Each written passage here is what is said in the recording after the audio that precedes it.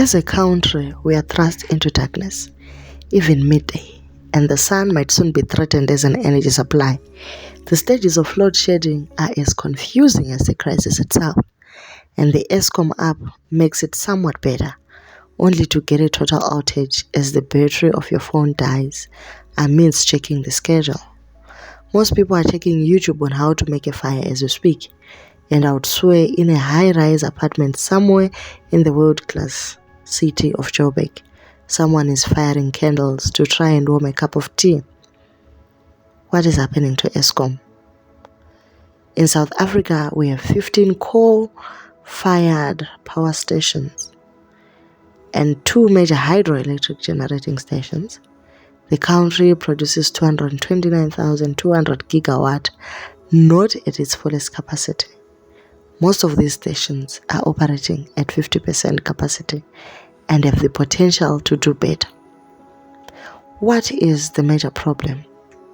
Sabotage within the Eskom. The main culprit behind the power issues is organized mafia and syndicates, criminality, and sabotage from organizations with either economic or political motives. Contractors also need to secure long-term contracts or more work from the power giant. The activities range from coal and diesel theft, contract exploitation, corruption, threats of violence, kidnapping, and death threats. The government sent South African Defence Forces to guard the power station, and that's when it was revealed that the sabotage was very organized, such that it was a waste of time for the soldiers. There's actually a need to employ the CIA or B613 to unravel the truth about Eskom. In one of the power stations, Tutuga, the manager has to be protected when doing rounds at the station because of threats to his life. His home and wife are heavily guarded. Children go to school with bodyguards and might consider homeschooling because of the threats. It is rumored that Eskom now spends plus or minus 3 billion on damaged infrastructure and private security for its executives because their lives hang on a balance. For example, the Eskom COO, Jan Obalsa, received a bomb threat in May 2022, and these threats to employees have since increased. Most high-profile Eskom bosses resigned due to threats to their families as well.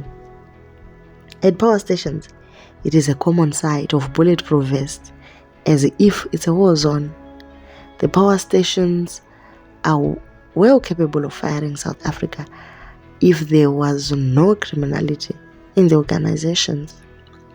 Eskom CEO De Ruyter found a sophisticated device in his car, and he also got death threats for his and his family's life. He moved around with bodyguards, just like Ramaphosa himself. His family's movements were limited as they were always heavily guarded. He was also allegedly poisoned with cyanide and sodium arsenite in his coffee just before he laid charges on ANC, meaning they already knew he was going to lay charges against them and plotted against him. He then resigned after Gwede Mantashe accused him of failing to stop the power problem.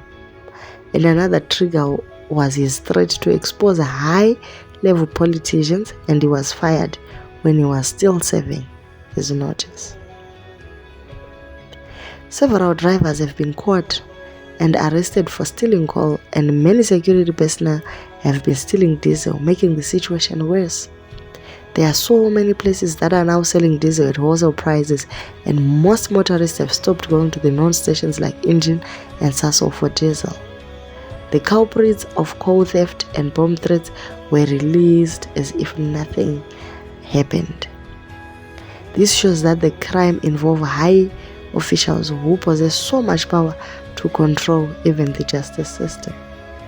This brings losses to the power giant and makes the situation even worse. Oil is also stolen by increasing its value. For example, a drum is 13,000. The bosses then values 1 drum at 50,000, pocketing the difference. Boilers are somewhat switched off by unknown individuals, but the area is tagged employees only. which shows its inside jobs.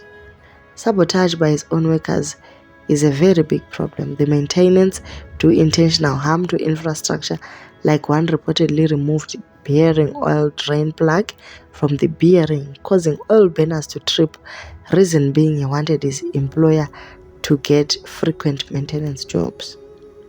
Power lines are cut or stolen, incorrect fuel and oil is poured in.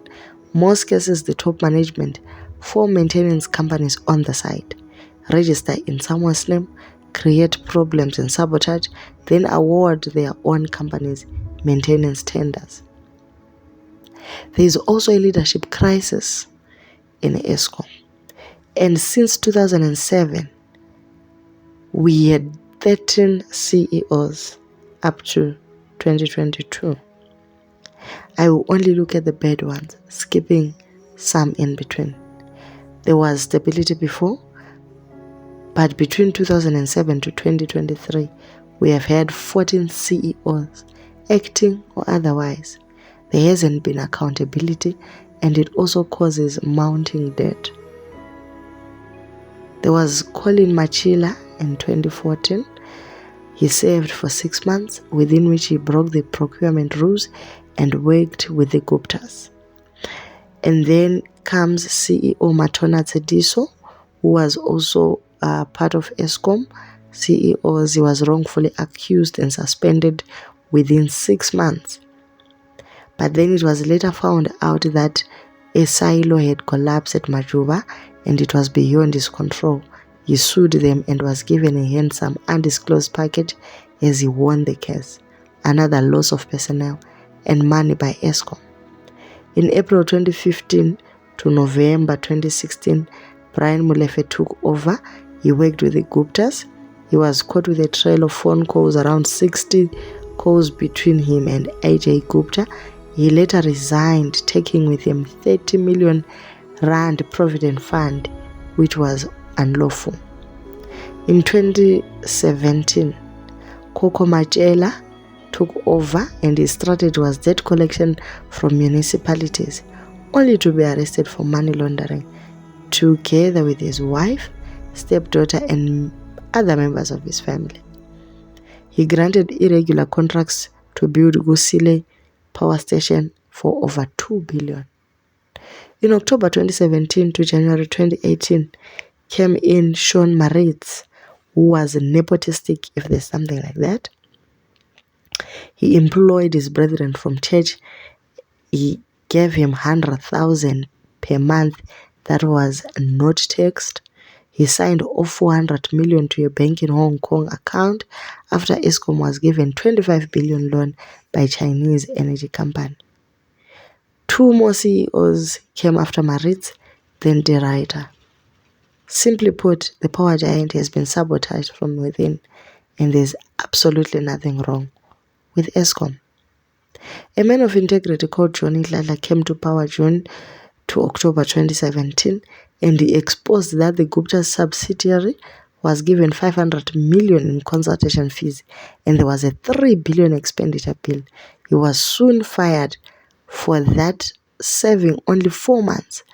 How then do we move forward if we don't want to weed out the bad and the ugly? Besides the municipalities owing Eskom plus or minus 60 billion, what is happening internally? If it's not kept, we will bring the power giant to its knees, if it's not there already.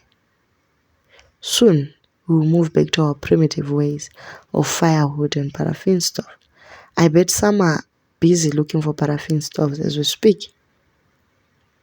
I would have wished to record more, but due to load shedding, I rest my case.